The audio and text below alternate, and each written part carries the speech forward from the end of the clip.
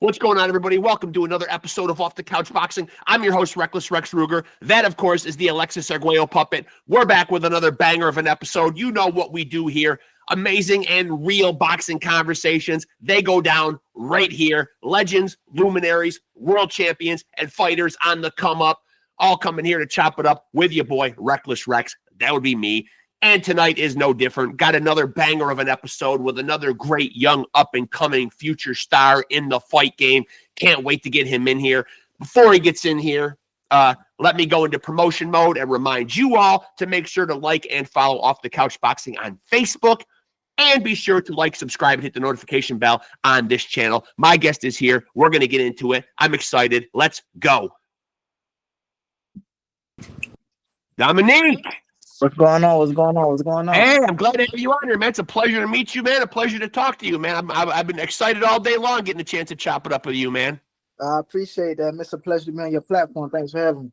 Thank you. Yeah, I appreciate it, man. Hey, first of all, man, I'd usually like to kind of go back to the beginning with these things, man. How early did you get a pair of boxing gloves on? How old were you? I was 10 years old, 10, turning 11.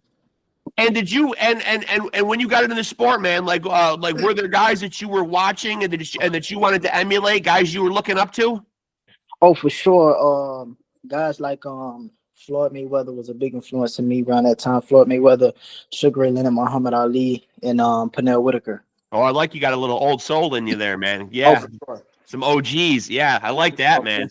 And I've also read in preparing my notes and getting ready to talk to you, I understand that you also do music, man. Like, so for you, man, what was the main dream right off the rip, man? Was it boxing or to be an athlete, or was it to be in the entertainment business? It actually was being an entertainment business as an artist because my family, my background, I have uncles full of everybody was full of music. Everybody was DJs. My uncle Ron was a DJ. You know, I have a cousin that don't do music anymore, but he did music. So I was really heavily influenced by the music, and I love music. It's my background, Haitian descent. So, you know, that's all I used to have my grandma walk around the house singing and shit. Yeah. My nana on the other side, she's singing. She got a beautiful voice, cause singing like crazy, you know. So music. Yeah. A part of me. I actually wanted to do that stuff before I was an athlete. And so for you, man, because music is such a big part of your life, man, if you got to jump in the ring and fight the greatest 3 minutes of your life, man, what would be the song that would pump you up the most? That song would be the song that I got released out right now called Just Be Patient. You know what I mean? Because everybody want to get things right now, and everybody think that it's because they started something, they supposed to have it right now, but it take time. Like you can say, I got my doctorate in this boxing thing. I've been doing this for over 15 years. You know what I mean? So it take time. It ain't going to happen overnight. Yeah. And that's a song of yours, right? Yep. Oh, I love that. I love that, man. And it's nice to hear a young athlete actually have that kind of poise and that kind of patience. Because you're right, man. There are a lot of guys who want to make everything happen immediately and extremely fast. Now I'm wondering, you're 24 years old right now. Correct me if I'm wrong, right? 24. And so where do you feel like that puts you in terms of like your prime as an athlete? Because we always used to hear about guys being in their prime, and they were always equated with being young, at least the body was young. But I've had a lot of guys on here over the course of doing this podcast who are older guys still doing it, and they figured out a lot more up here, and a lot of them consider themselves in their prime. Where do you feel like you are prime-wise? I feel like I'm nowhere near my prime. Yeah, I'm not even close to it. I didn't touch it yet. My body didn't fully develop yet. My mind is not fully developed yet. So I know as I keep getting older, the body keeps growing and stuff like that. That's when I'm gonna get closer to my prime, late 20s, early 30s and stuff like that. The body's still healthy. I'm able to still function. I'm able to still go and push the gas. Yeah. I'll be prime around that time because we like a flower. We just blossoming right now. Nothing fully developed yet. Nothing. And now, right now, you're currently competing at super featherweight, but you knowing somebody that knows your own body, man, where do you feel like the ceiling is for you? Like, will you explore other weight classes, and how high could Dominique Francis go? I probably see myself at 140, 147. Yeah, I'm on at 140, 147. That's like I believe Floyd highest was 47, and he wasn't a big 47 at all. I was like 13 years old, and I was already like taller than him, so Zab Judah, he was up there, them weight classes and stuff like that. Miguel Cotto. I just seen Manuel Marquez at the Pro Box fights last weekend, and these guys they're not that big. No. not that big, so I definitely see myself could get up there. Now, it's all about how can you withstand everything, how can you take everything, how does the power feel, how do you make the weight, you know what I mean? Because a lot of people they want to go up in weight because they lazy to cut the weight. But Right. you got to be smart, man. That's where a lot of injuries and brain damage start occurring, and you don't want nothing like that.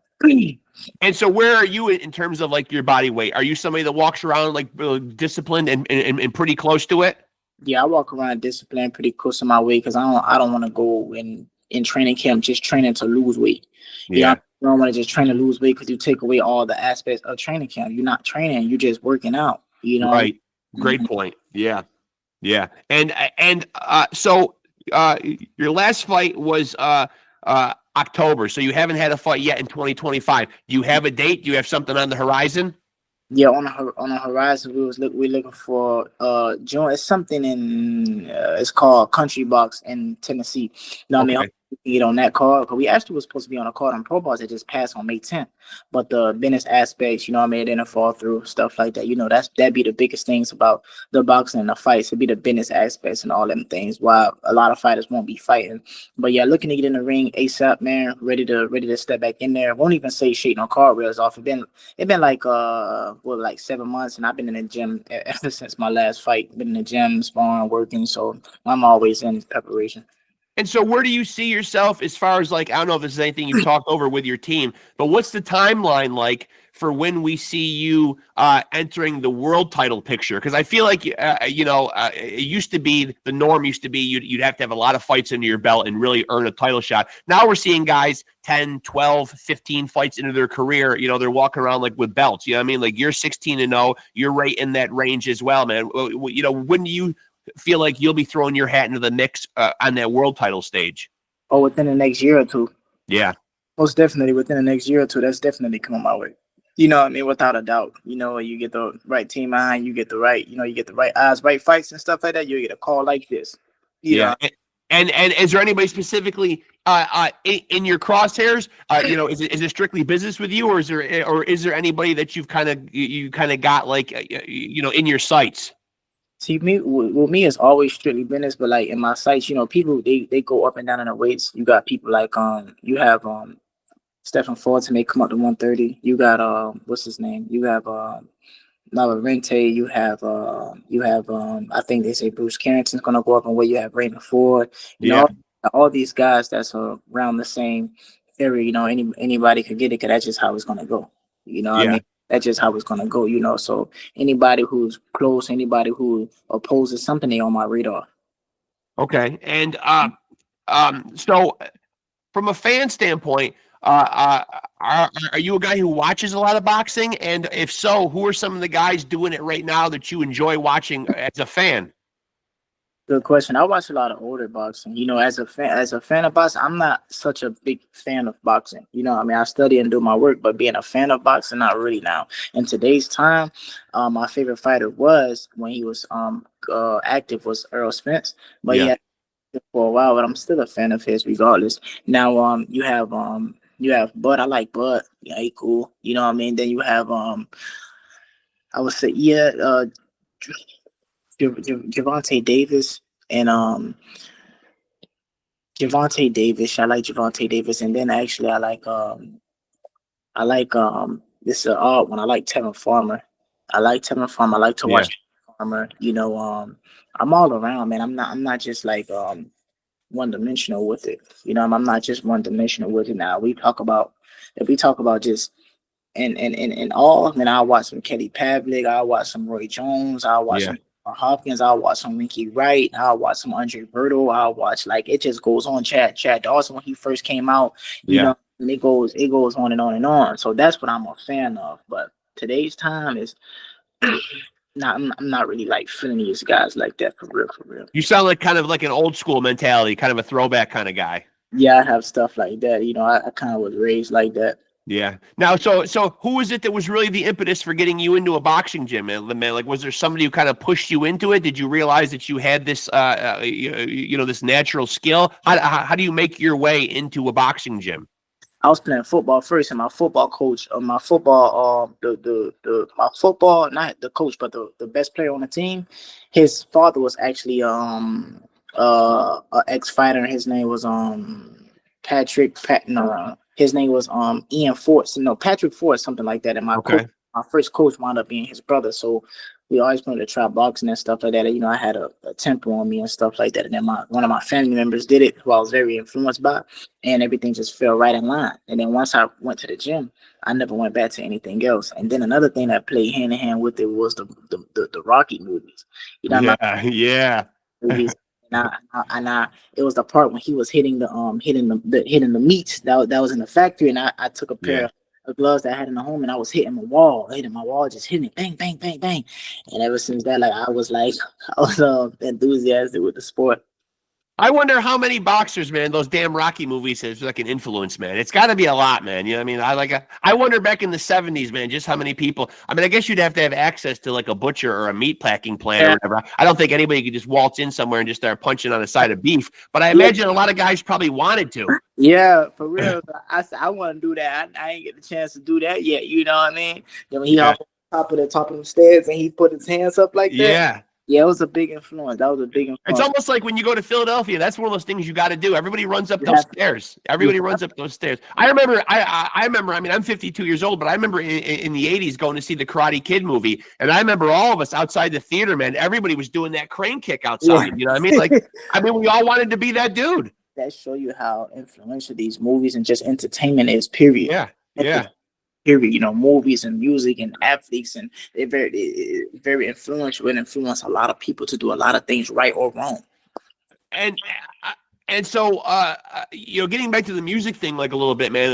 To step away from boxing for a minute, how do you get into music, man? Like, did you grow up in a very musical household, man? Like, was there music playing a lot? Yeah, all the time. Yeah. There was music playing all the time. My dad was heavy. My dad heavy in the music. My mom and grandmas and family members. And like I said, the choice of music from my mom and dad, a lot of things be very different. You know what I mean? So I have a lot of different music in me, a lot of different music, a lot of different genres, pop, R&B, old R&B, old pop, old soul, stuff like that, So I just like music. I like tune. I like frequency. Is there that one musician or that one artist, man, that is really the pinnacle for you, man? You know what I mean? That you put up on a pedestal above everybody else? Michael Jackson, Whitney Houston. Yeah. You got Michael Jackson, Whitney Houston, and then you got in today's time, you'll have Chris Brown. Yeah. So I like tone, man. I like good music, man. Yeah. And there's so much music out there nowadays, man, like with the streaming platforms and everything, man. What's your listening trend like? Do you tend to try to explore and find new stuff to listen to, or do you fall back on the stuff that you've always known and loved? That's a great question. It's a mix. It's a mix between both. Yeah. It's a mix between both because I'm always an open ear, but listening to the new stuff, like the new music now, I'm not so much of a fan of it. Everything is just repetitive, and everything is all the violence and music splitting themselves and females exploiting themselves, everything. I'm not into that. But I want to learn some more. I want to feel a good vibe when I'm listening to the music. I want to dance. Right. Yeah. I mean, like music at the end of the day should be making you feel good, right? There you go. Yeah. It should be. It should be. Now, you mentioned being of Haitian descent. Were you born there? Have you been there? Yeah, I've been to Haiti, but I wasn't born there. No, you weren't born there. And now school people a little bit, man. Do you know your boxing history, man? Have there been other great boxers that people don't know about from Haiti? Yeah, you have I see the name. First you have Andre Berto. Andre Berto was a world champion. Yep. You have Stevenson Bermain was a world champion, heavyweight world champion. You have Adonis Stevenson, he was a world champion as well. Yep. So we have a few Asian boxers that was out there, and they did their thing. I'm looking to add on to that list. And how active would you like to be, man? Like, you haven't had a fight yet in 2025, man. But how many would you like to get in? Obviously, here we are in May. How many do you anticipate being able to get in? I only get 3 in. Three? That's gonna be like back to back. If I can't, I'd rather get two. I wanna put something under my belt for this year. You know what I mean? I wanna put something under my belt for this year, for real. Because I ended off on a real good buzz last year. You know what I mean? So I wanna keep stuff going and keep the ball rolling and stay in these people's eyes. You know what I mean? Because like I said, with the boxing industry, they missing somebody like me. Somebody who got charisma, somebody who can fight, somebody who's a multi potentially, you know what I mean? Somebody who won't fall for anything. You know what I mean? Somebody who won't, that's what they missing. It's a lot of yes men out here nowadays, and people who got their own mind can't think for themselves. So, yeah, they missing someone like me. So I'm just ready to keep standing these folks' face. Where does that focus and that business acumen that you seem to have, like, where does that come from, man? Have you been around a good team and good people and like studied the business side of it? Because it seems like for a young guy, I mean, other than having like the physical attributes, it seems like you've you've connected a lot of the dots as far as like, really seeing the sport and the political side of it and like some of the stuff that the sport is lacking and needs. You seem like you've got a lot of that figured out where a lot of young fighters aren't at that point yet, man. Where's that come from? I mean, a lot of people like to play around in the way that I live and the way I grew up and things like that, things that I've seen. My background is either you get it or you don't, or you swim or you drown. You know what I mean? So it's either you take it serious or you might end up behind a police. You might end up behind a police car. You may end up 6 feet. You know what I'm saying? Below. So it's like where I'm from Miami, and a part of Miami I came from, you have to mature very fast. My first boxing, I was already internationals. I was already placing number ones, and it's been like that like ever since. So you have to mature fast being in a room with business people. You got to mature fast being in a room with millionaires. You got to mature fast being in the type of position where people where you from think that you don't deserve to be there. You know what I mean? So I never wanted to be in any type of room and feel like I don't belong. So it's like you had to mature very fast, man. And you had to mature very fast. I had to mature very fast, and this is where I'm at today. And what do you think the biggest lesson, that boxing has taught you in your life? Maybe there's more than one. Yeah, it taught me to be patient. It taught me if you get hit with the same thing in life or things going hard, that don't mean that you ain't doing something right, or that don't mean that it ain't meant for you. Just right. Like, you know what I mean? Just because you took an L don't mean that you ain't no boss, because all bosses take losses. You know what I mean? So if you want to win, you got to learn how to take an L. Now you take the L, you got to learn from that L and keep on bouncing back. That's it. You fall down 9 times, you got to get up 10. So that's what Boston taught me. It ain't gonna be easy. If it's meant to be easy, it ain't worth having. It's not worth having, Now, I'm not going to lie to you, Trapp. I may cop that one, man. I like bosses take losses. I'm not going to lie, man. I'm not going to lie, man. I don't know if you made that up, and if you want to take credit for that, if I were you, I would copyright it. I would get it onto a shirt immediately. All right, yeah, for real. Yeah, all bosses take losses, man. And it's always thought like that because, even like, with this, zero record stuff, everybody wants, or, just want to seem so superior, that. But like, when you're really superior, you're able to take a lesson in front of the world. You're able to take a lesson and take a loss in front of the world and still be able to hold your head high and still able to keep your dignity. You still be able to believe in yourself. Because we live where now, if you take an L where you live an embarrassing moment, you're not gonna stop hearing that. Look, Adrian Broner, still that meme of him when he got beat up from Madonna still could go viral any day. Also, we live in we live in this time, so you got. And if you're not able to go through this stuff, if you're not able to live this type of life, if you're not able to be critiqued in front of the world, this is not for you. I agree. Yeah. This is not basketball, football, hockey, anything where, something went wrong. Oh man, he didn't throw the ball correctly. Oh man, my team will be back next week. No. It's on you, baby, because you got people in your team that be just like this. Yeah, we had a fight this weekend, but he lost. No, it shouldn't be he lost. It should be we lost. We lost as a team. Because if he would have won, we won. No. We gotta stay on an even playing field. We cannot do that. Yeah. And I'm not a part of that. Just like last week or 2 weeks ago, me and my team, we went up there, had a fight on Pro Box, and my teammate fell short. It ain't no he lost, it's we lost. Right. I was in the corner. We lost that night. Yeah. Fell short. Yeah. I'm like a loyal guy. I like that before dishonor, and that doesn't exist in today's time anymore.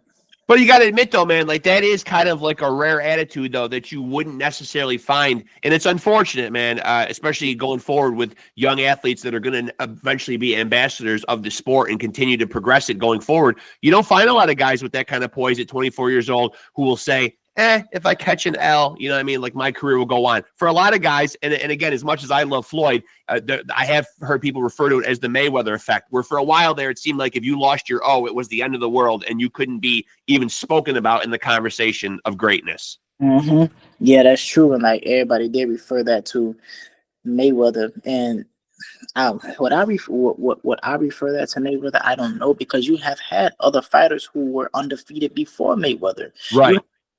Fighters who were undefeated in the same time as Mayweather, just like Andre Ward. Yeah. We have Andre Ward retired undefeated. You know, I mean, we have a couple more. I can't think of them by name, but it's not just Mayweather who did that. I think the light was just put on Mayweather like that because his flashy lifestyle, you know, charisma, you know. But people gotta understand, like, if he wasn't like that, Floyd Mayweather wouldn't capped out the way that he capped out, because when you too quiet, just like a Shakur Stevenson, and you too nice or whatever like that, they don't show you no attention or they don't take you serious. Right. Right. You gotta, before people start this, they gotta pick which one they want to be. Do you want to be the good guy, or you want to be the bad guy? Right. Which one you want to be, and whatever you choose to be, you gotta know what comes with that. Now, right. You're a bad guy. Okay, I may get a lot more attention and stuff like that. Could bring a lot more money, but it could bring a lot more hate. Now, if you're okay with that, go ahead and choose that. Now, if you want to be the good guy, okay, you know, I may be quiet, may miss out on a lot of, you know, I mean, other things, may miss out on a lot of attention or whatever like that, because all publicity is good publicity. Absolutely. But you may, you know, I mean, you're going to be a people's champ. You know, that's like, you know, the game just changed. That's like Mike Tyson. Mike Tyson was nothing to be messed up with, you know. But at the same time, they hated him. But everybody loved Mike. Muhammad Ali. Muhammad Ali was different. He was the people's champ. He was the people's champ. But what's funny is he really became the people's champ like that after he retired. You know, while he was, you know. So you gotta choose which one you want to be, man. People got to do their history, they study, and you have to choose which one you want to be. Well, I think a lot of people that have come on here, and I brought in the the GOAT topic up. I think a lot of people put Muhammad Ali in that list. A lot of it based on his fighting, but a lot of it based on the man that he was outside the ring too. You know, and what he stood for. Yeah, what he stood for, man. You don't have, like I said again, things like that and people like that do not exist today. Yeah, like that and people like that do not exist today. Just like the other fighter, I can't. I keep forgetting the first black heavyweight champion of the world, Jack Johnson. Yeah, dealt with a lot. He was pretty much the Jackie Robinson of boxing. Dealt with a lot. People like that just don't exist anymore with that type of courage. They just don't exist like that today, you know. And people don't feel weak. That's what I feel like. I say a lot of these people don't feel weak, man. But hey, that's why I say they're missing somebody like me. And now, where do you stand on, you know, because you certainly seem like you're able to toe the fine line between, exuding confidence and certainly coming across that way. But where do you stand on, because we see it a lot now, especially in the era of social media, where we see a lot of fighters taking to Twitter, taking to different social media platforms and beefing. It's a different way to trash talk, but it's still trash talk nonetheless. But you were just making the point about selling yourself, not being too quiet. Where do you stand on that? And like, what's your limit on, like, you know, how far to push things? Are you a big trash talking guy in order to sell or hype fights? I'm the type of person, I'm not a big trash talking guy, but I'm a guy who, if I know that I got to bring attention so me and this other person can eat, I got to do what I got to do. Yeah. You know, if I don't do it, ain't nobody else going to do it. I'm a promoter's not even really doing it nowadays. Yeah. So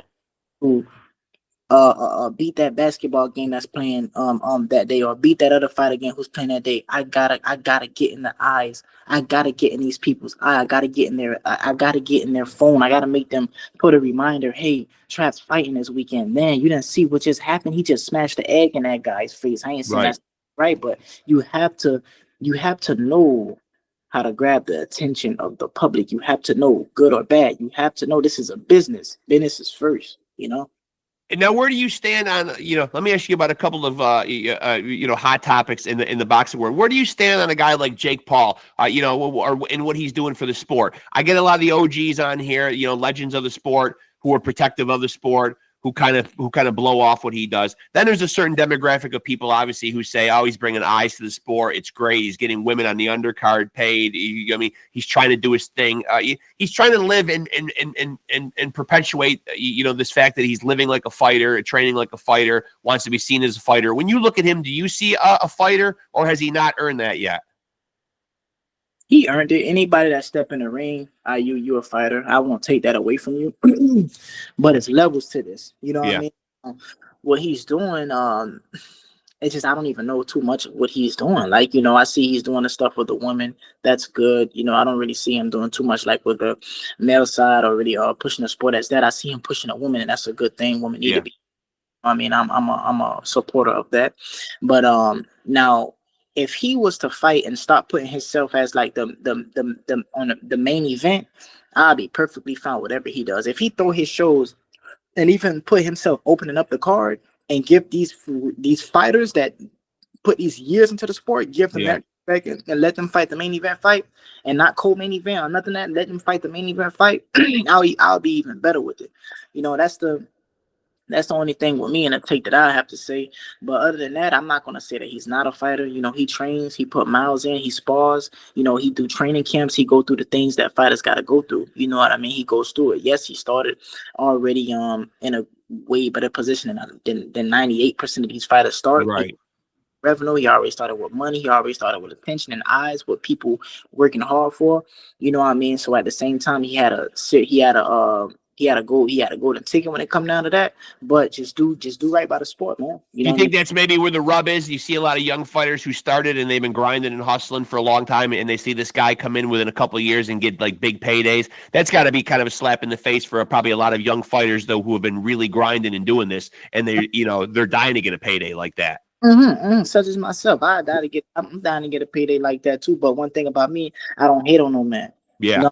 I don't hate on no man. I don't wish no bad on no man. If that's what you're doing, that's what you got to do. Then congratulations, pat on your back. But you know what I'm saying? Everybody living a different time or whatever like that. Everybody got a different time and different route. So if that's yours, do what you got to do with yours. You know what I mean? When I get mine, that's it. I'm having mine right now. I'm doing what I have to do with it. So I don't hate on no other man. You know what I mean? But like I say, just respect the sport. And the sport, you respect the sport gonna respect you. Now, where do you stand on, you are 16-0, you have 10 knockouts, so you've certainly knocked out more of your opponents than you've had to go to the cards.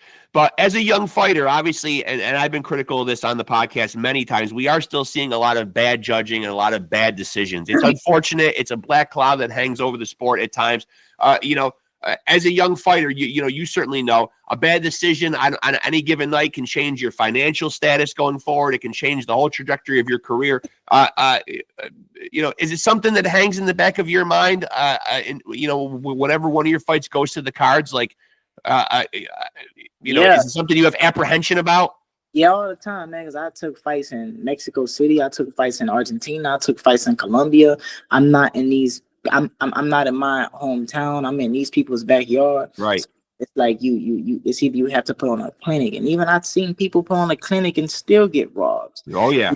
But this is a part of the game. The game sucks when it comes down to that. Yeah. The game sucks when it comes down to that. So yes, that stuff is always in the back of my mind, because I even seen fights I've seen fights that's even here in America, man, where like we all seen this guy got beat every single round. I seen a guy win one round, lose every single round after that, and he won the fight. Yeah.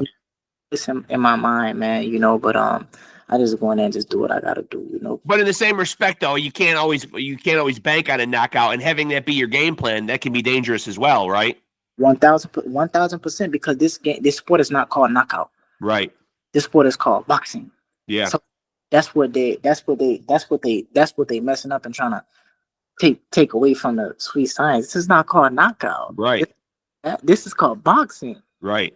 And now what's something that you feel like since your last fight last October, to right now, man, like what's something that you've conscientiously feel like you've upped your game in? You know what I mean? Like, what's Dominique Francis been working on and honing and getting better? You know, was there a part of your game that you were really said from your last fight, I want to really put stock in this and make this better? It's the mental aspect. You know, Okay. the mental aspect, as in, you know, being calm, or you know, maybe being able to be calm or see things and be able to be relaxed. You know what I mean? Be at your homeostasis, be like in a zen moment. You know, still dangerous and still be vigilant. It's like that. You know what I mean? Do not get lazy. Don't get lackadaisical at any time, any second in the ring like that. You know what I mean? Because when things happen, when things occur, it really be like myself going against myself. You know what I mean? And did something I shouldn't have done. Got lazy, got sleepy. You know what I mean? So it's like always being in that moment, always being in the fight, always being in the fight. Now, you seem like a guy who obviously will pull no punches and give his honest, candid opinion. So, at super featherweight right now, is there anybody like you're talking about within the next year wanting to put yourself in a position for a world title fight? Is there any particular alphabet organization or any particular super featherweight champion that you feel like you match up the best with? Emmanuel Navarrete has a belt. The IBF is vacant. Roach has a belt. Oshaki has a belt. Are there any of those guys specifically that you would kind of target? Or would it just be the best opportunity that comes around? I mean, best opportunity, you know what I mean? Then like best opportunity, you know, or Shocky, you know what I mean? What's his name? Who just gave Javante a hard fight, Roach? You know, I say whatever thing the best opportunity ain't no, and IBF is vacant. I didn't even know that. That's cool. You know what I mean? That's cool right there. You know what I mean? But whatever presents the best opportunity, that's it. But the business is business, baby. Do any of these guys or in any of the build-ups to your fights, I know we just talked about trash talking, you know, regardless of whether you choose to engage in it or not, often guys like use it as a way to psych themselves up or to give themselves an edge. Are guys able to get under your skin at all, or are you pretty unflappable? I mean, you know, can anybody drag you into like a personal you know, war of words or make you feel a certain kind of way going into a fight, or are you able to kind of circumvent that? I mean, can't nobody do nothing that I don't allow them to do. And then, like, I understand, like, this is all business. You know what I mean? I don't take anything, none of this stuff, like, serious. This is business. You know what I mean? We're going to do what we got to do. You're going to say whatever you got to say. You know what I mean? You know what I mean? It's just a fine line between things. But, you know, this is business. When you get inside that ring, you have to have tunnel vision. Yeah. Yep. Tunnel vision, you go in there with animosity, you go in there with hatred, you go in there super, you know, anxious, you know what I mean, mad, you want to rip somebody's head off. A lot of time that's gonna play in their favor. Yeah. You gotta be in that like water, baby, calm and flow. You gotta be. I learned that in the amateurs, and I used to be really angry and stuff like that. Don't benefit. Like, you know, folks used to say you gotta be mad when you fight. And you gotta be mad? I don't gotta be mad. Right. And when I fight, I don't be mad. You understand what I'm saying? I'm able to disembowel somebody and decapitate somebody when I'm happy. You understand what I'm saying? Yeah. See, Yeah. part about it. I'm able to make you bleed while I'm happy. You know, I don't have to be mad. This is in me. It gotta be in you. You gotta know how to read. See, you got different people you got different people that fold under pressure, but then you got somebody like me that relax under pressure. You know? And where does that come from? Because I'm always fascinated about the mindset part of it. Because obviously, a lot of the physical attributes can be learned in a gym. They can be taught. Obviously, there are people with God-given physical attributes and talents. But you know, the mentality to be a fighter. When did you know that you had that? Because I think obviously most people would go out of their way in the normal world to avoid a confrontation. Climbing between those ropes is not something that everybody is cut out to do, man. You know, when did you know that you had that part of the game where you could go in and despite the fear and the apprehension, you could kind of quell that and still be able to relax to the point where you could perform? Because obviously everybody goes into fights, you know, with some type of a nervous energy, man. You know what I mean? But to be able to kind of harness that and still be able to perform. When did you know you had the mental part on lockdown? Like I said, you know, just a lot of life situations that I've been through. You know, I had to mature at a different age, and you know, nothing has the only thing I was ever able to almost simulate things that, you know, that I've been through in life, or certain feelings that I've been through in life, is boxing. You know what I mean? You know, the closest thing that you could feel to death is when a man is in front of you and he's trained to kill and he's pounding on you. You know what I mean? not pounding to be your friend. He's pounding to hurt you. You Yep. know, you get all that stuff understood. Once you understand that this is not a game and it can end really bad, you gotta know that once you get inside these roads, it's no way out, either on your back or with your hands raised or in a stretcher. You choose. You know what I mean? So like I say, it's a beautiful science. And I understand that at a very young age. I understand that before I was even, fighting and stuff like that. Like I say, just from life situations, so I'm very thankful for everything, man, the way everything played out, what I mean, and all this stuff worked in my favor, because you have a lot of people that's they do this, for the wrong reasons, or they'll do this and not really understanding the magnitude of this sport. You know what I mean? And now, who guided you to this kind of like this sense of, and for lack of a better word, I will call it, enlightenment, because there's not a lot of young guys, you know what I mean, who think this way. Did you have a specific mentor or somebody that you can shout out? Like, did someone take you under their wing early on and kind of connect the dots for you like this?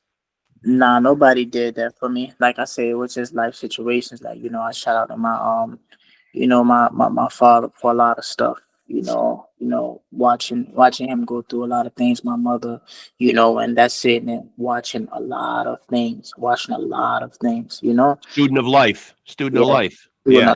that's Yeah. the best teacher. Yeah. The one of the best teachers is experience. Now, what do you think is the main pitfalls that a lot of young fighters like fall into, man? Like, are they enchanted by the lights and the fame and the money, and for a young fighter out there that might see this, man, and say, geez, I've got physical attributes, but I'm not mentally where this guy is. The Dominique Trapp Francis at 24 years old. How do I get there? I mean, what would you say to a young fighter who might have the physical attributes, but maybe hasn't gotten to this point yet? Yeah, you can have the physical attributes all day, but if you don't have the mental, it's a waste. You gotta know that everything that glitter ain't gold. All money ain't good money. Just because this person got there at that time, don't mean that he's happy. Just because he got there at that time, don't mean that it's okay, that it's good. I would rather get somewhere at a later time, but really be genuinely happy and really love myself. So you gotta love your journey, love your process, and really enjoy your journey. That's the fun part. When you get your hand raised, you get the diamonds, you get the glitter and the gold and stuff like that. It get real quiet. It get real quiet, because people lose out on a lot of relationships with family, friends, and Sure. stuff like that. Because when somebody call you and say, I need this, you can no longer say, I don't have it. Right. You Right. lose out on a lot of things. So you Yeah. have to love your journey, be appreciative. If you ain't appreciative, you could wake up like that and it's gone. What about life? I know you're still a young guy, but you seem like a guy who's very calculated and puts a lot of thought, into the moves you make. I'm sure you've thought about your future at some point. Have you thought about what life after boxing looks like? Obviously, you've got a lot of years still to compete, but when you actually hang the gloves up, do you feel like you'll be one of those guys that will stay steeped in the sport and keep a foot in it? Are you interested in the promotional aspect? Are you interested in being a coach or a trainer yourself? Or do you feel like you'll be one of those guys who just says, I did this and I'm going to another chapter? I think I'll be the person who'll be like, I did this, now it's time for another chapter. Because like I said, the sport, I like the sport, I respect the sport for what it's done for me, what it taught me and stuff like that. But I'm not so much of just this huge fan, or just want to be around fights all day and stuff like that, be around the gym. This is just a stepping stone for me, and while I'm doing it, I'm going to be the best that I could be at it, and I feel like I'm the greatest. So as I'm doing it, I'm going to be the greatest at it, and then after that, what life has to bring to me, I'm going to be the best at that. You know what I mean? Because this is not my life. This is a part of my life. Right. Yeah, I love that. Yeah. My life. See, a lot of people surround everything to do with that, but you have to remember, you can't fight forever. Right. Williams, he was a devastating fighter. Got into a motorcycle wreck. I've had him on the podcast. He's one of my favorite guests. I have his phone number, man. We talk. I've had him on a couple times. Love him. An amazing guy. Even to go through what he went through, how much light he has in his soul and his spirit, just to be so optimistic like he is. That's one of God's angels. So you got things that happen like that, but when people don't understand it, this stuff, anything could change any minute. They go in and commit suicide. They go and they get on drugs. They go. We don't want that. You gotta know, this is a part of my life. This is not life. And so have you thought about a specific, because I know some guys have come on here and they're even calculated right down to the age they want to fight until, or how many professional fights they want to have. I'm not going to fight past X amount of fights, or I'm not going to fight past X age. Have you given it that much thought, or is that still kind of play it by ear? That's still kind of play it by ear. You know what I mean? But like the stuff, I tell you, the stuff like what Bernard did was fighting, so he was like 45 and stuff like that. Nah, I'm out of here. Yeah. Yeah, You don't want to be in you don't want to be in the game that long. I don't want to be in the game that long. He's blessed to even still have all his faculties functioning properly. Yeah, he really is. He's very blessed. He's one of the greatest of all times to have all his faculties functioning properly. But will work for that, another man won't work for you. Right. Right. So yeah.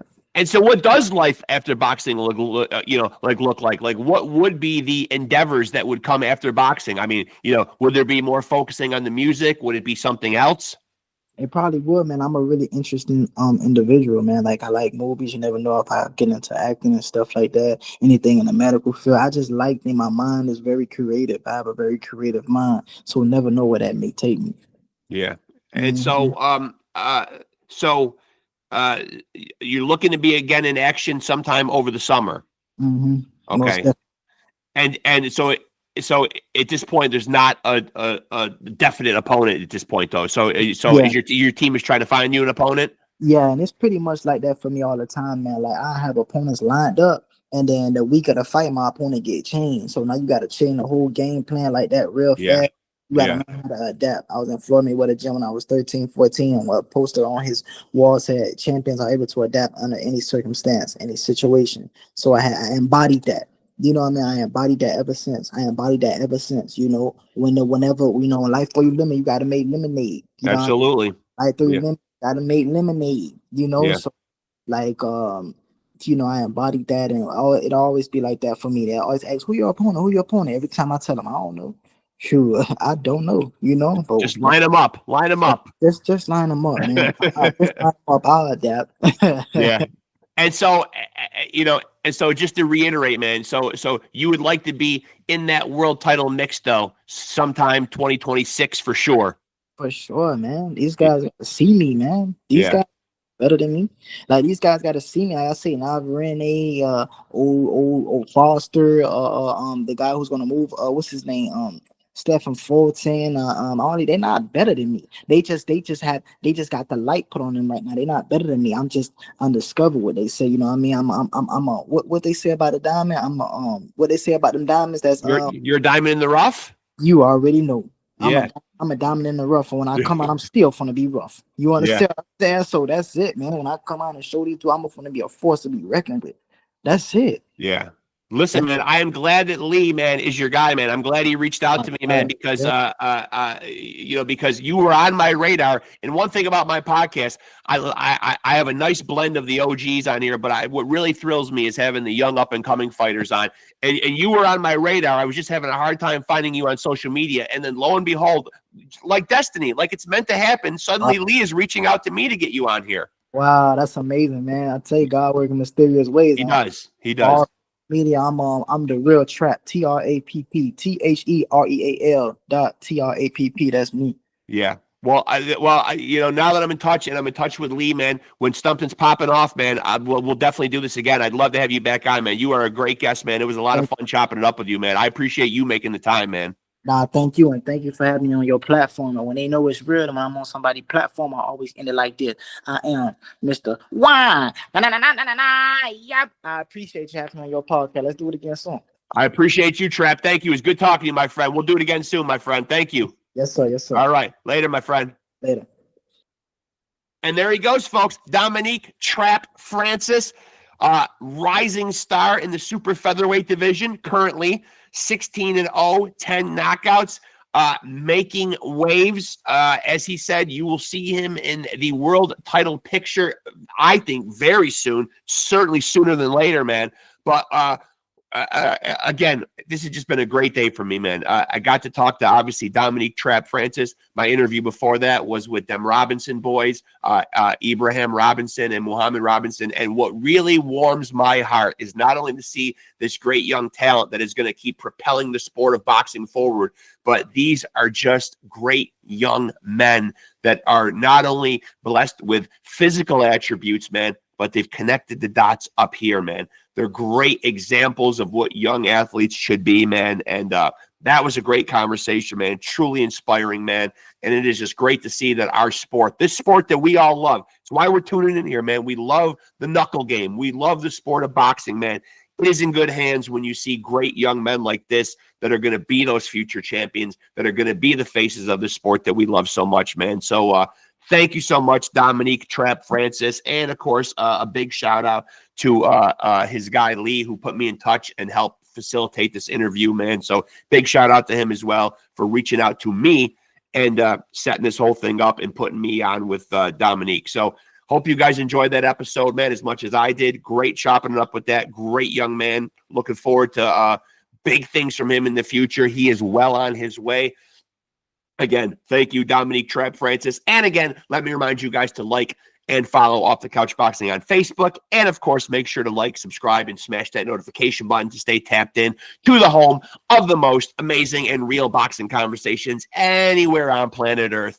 Like I always say, you guys know the tagline. We have them all here. Legends, luminaries, world champions, and fighters on the come up. Coming here to chop it up with your boy, Reckless Rexx Ruger. This is what makes us the undisputed, undefeated heavyweight champion of boxing podcast. And the good news is you too can be a champion. And all you got to do is continue to stay tapped in with Off the Couch Boxing and continue to roll with the champs. Peace.